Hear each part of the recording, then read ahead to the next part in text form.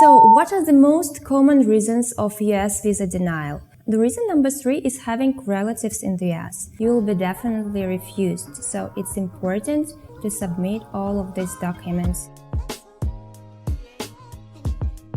Hi guys, welcome to Global Friends channel. My name is Maria Kudryavtseva and today we're going to speak about reasons for visa rejections in the United States. According to statistics regularly published by the US Department of State, more than 2 million of applicants are visa denied every year, which is around 8% of the total. The US Embassy does not explain the reasons of a non-immigrant visa refusal. In the rejection letter which is sent or given to the applicant, the consular usually refers to Section 214B of the Immigration and National Act, which can be briefly described as the lack of ties with the home country or non-compliance with visa requirements.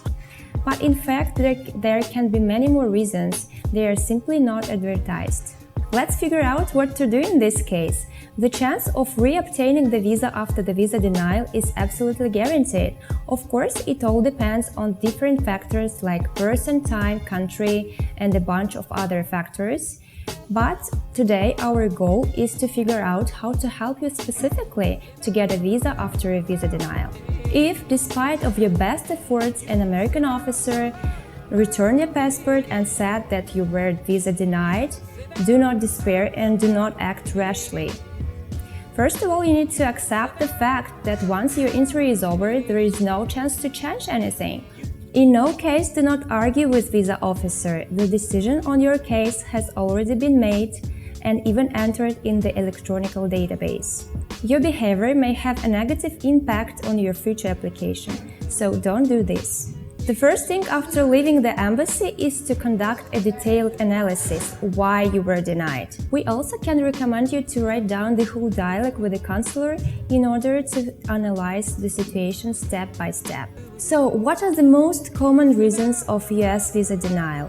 The first one is the lack of ties with your family or with your home country. Most often, of course, visa counselors refuse the visas because they think that you want to go to the US and stay there.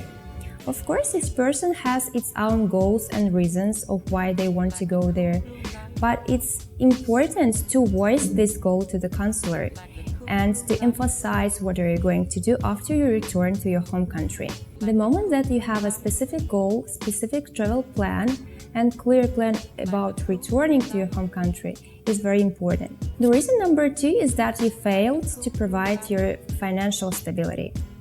So, if you are going to the US Embassy, it's important to understand in advance that you will have to provide sufficient funds on your bank account and to prove that you have enough money to cover your living expenses in the US. The more money you have on your account, the more chances you to get a visa. But if there is no documents from your sponsor, if there is no bank statement and bank references, you will be definitely refused. So it's important to submit all of these documents and be ready to show it to the embassy. Accordingly, the more you can show the consul that you have a normal financial situation, that you are not going to America in order to work there illegally or claim some kind of benefits there. The reason number 3 is having relatives in the US. This is quite popular reason, but this is not 100% guaranteed that you will be refused. It's very important what status your relative has, how they got to the US, and what they currently do there. If they applied for asylum there, it could seriously reduce your chances of getting a visa. If a brother or sister stayed in the US after the summer work and travel program, this can also be considered as a negative factor due to the loss of trust in the family. If one of them is currently studying there, the consul may feel that one family member in the US is already enough. The reason number 4 is providing the incorrect or incomplete information. There is a discrepancy between providing the information in your DS-160 form and information during the interview. For example, in your form you mentioned that you are married, but during the interview you said that you are not. In general, any inconsistency of the information or even some small details can affect on your visa denial. When you fill the DS-160 form, it's important to fill it correctly or with a responsible person. If you want to do this yourself, then you can use the video on our channel where every question and every answer is described. You can use this video, it's a great resource. At the end of your application DS-160, there is an opportunity to print it out, so you can do this in order to check this information one more time before going to the embassy. The reason number 5 is uncertain behavior. During the interview, it's important to behave confidently and calm. Don't fidget, not to hide your hands, and answer all of your questions correctly.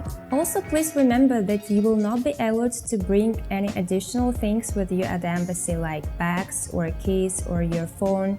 Please leave everything at home because you will not be able to take it with you at the embassy. During the interview, communicate positively, don't be too serious, be ready to answer the sudden question. Answer all of the questions confidently and calm. Thanks for watching this video. See you next time. Don't forget to subscribe for our channel and leave a comment below. Bye!